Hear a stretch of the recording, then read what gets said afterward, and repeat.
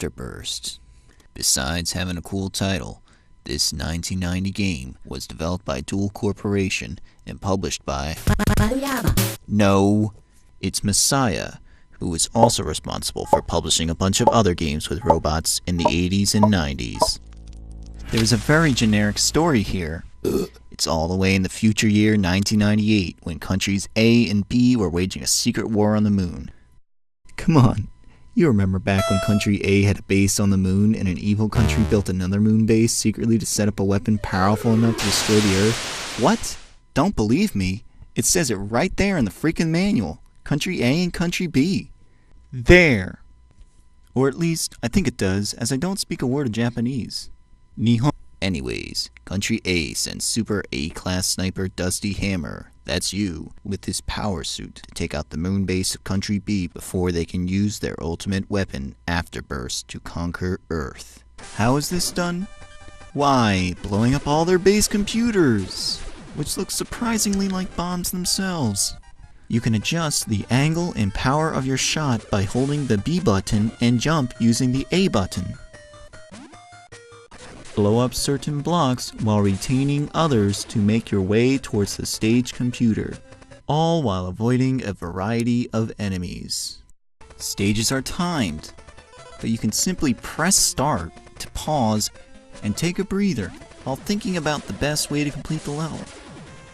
Here's a tip: blow up the support blocks above the enemies to drop a payload of cinder blocks on their heads. Now for some pros. Compact stages combine puzzle and action platforming elements, kind of like Donkey Kong 94 or Mario vs. Donkey Kong years later on the GBA. It was kind of a unique combo to see back then. What makes this game more special are the boss levels. Even here you can use critical thinking to make the fight easier. Take the first boss for example. After clearing the supports underneath, the boss slides around easily while you have to lob bombs into the weak spot, all while dodging the boss's volleys on platforms which don't provide much cover at all. However, do you see how the floor is comprised of blocks you've blown up in previous stages? You can create a small pocket that once the boss wedges itself into, it can't get out, making this more of a one-sided fight. Mastering how to vary your shot plays a key role in passing these stages under their time limits and scoring more points.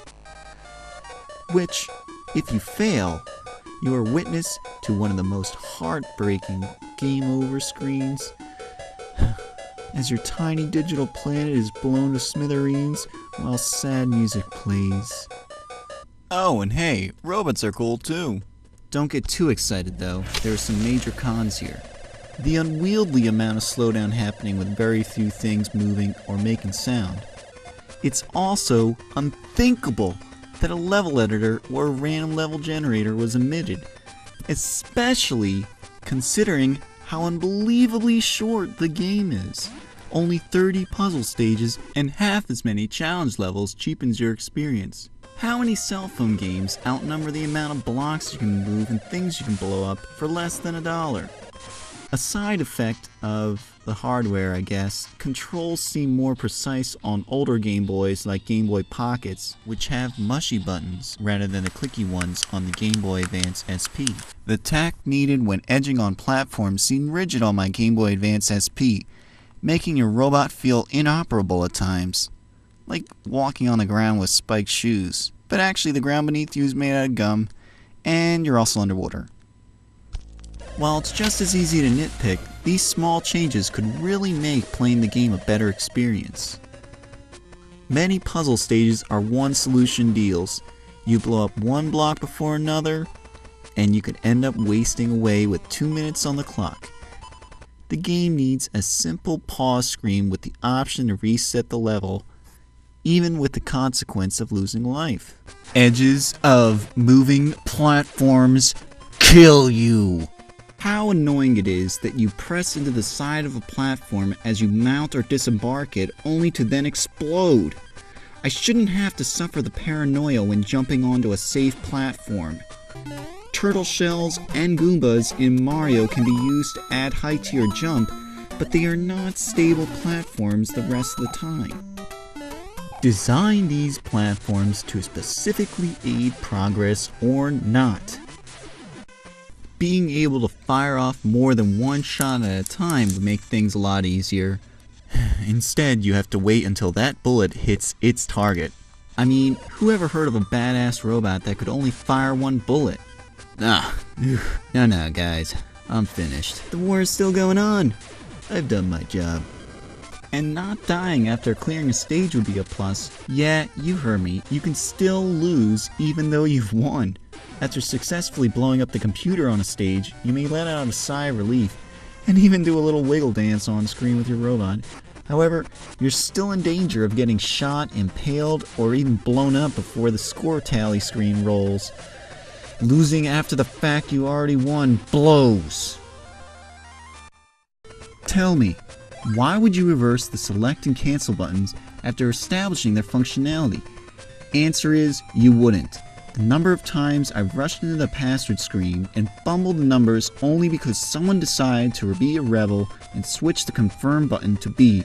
If A button is to select at the title screen, it should also be so on the password entry screen. I mean, some background imagery would spruce up the levels. Giant robots with shoulder-mounted cannons are cool and all, but the levels are pretty bland, and there really isn't a demarcation between them besides the boss levels. Well, Messiah helped pave the way for many other robot games like Cybernator and Target Earth. They are much better games. Go play them. So many things bring this game down. Why did I buy this thing? Oh, why the heck did I even choose this as my first review? Maybe it's my nostalgia for the game I chose walking into the French game store all those years ago. I mean, it had to be somewhat good. I saw the cover had Gundam-like robots on it, and I could confirm as much from the tongue of the store clerk. I caught the game complete at a low point years later, but I'm mildly curious as to why this game goes for so much on the market these days. Is it a rare collectible or something? Well, I chop it up to robots.